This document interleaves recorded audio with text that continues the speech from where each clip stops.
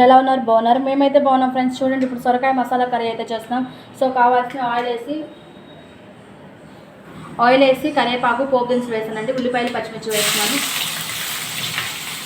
ఉల్లిపాయలు లైట్గా మగ్గనిద్దామండి.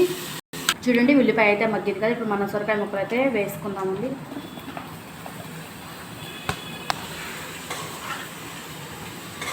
కూడా వేసుకున్నాము.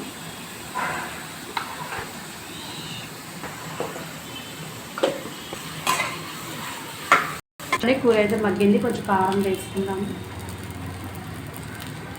అల్లం పేస్ట్ కూడా వేసుకుందాం. చూడండి, కర్రీ అయితే ఉడికింది. కొంచెం అంటే కొంచెం గరం మసాలా వేసుకుందాం. సో అంతేనండి. చూడండి, కర్రీ అయితే అయిపోయింది. ఇప్పుడు మనం సర్వ్. సో చూడండి, సొరకాయ మసాలా కర్రీ అయిపోయిందండి. అంతేనండి. వీడియో నచ్చినట్లయితే లైక్ చేసుకోండి, షేర్ చేసుకోండి, సబ్స్క్రైబ్ చేసుకోండి. Thank you. Bye bye.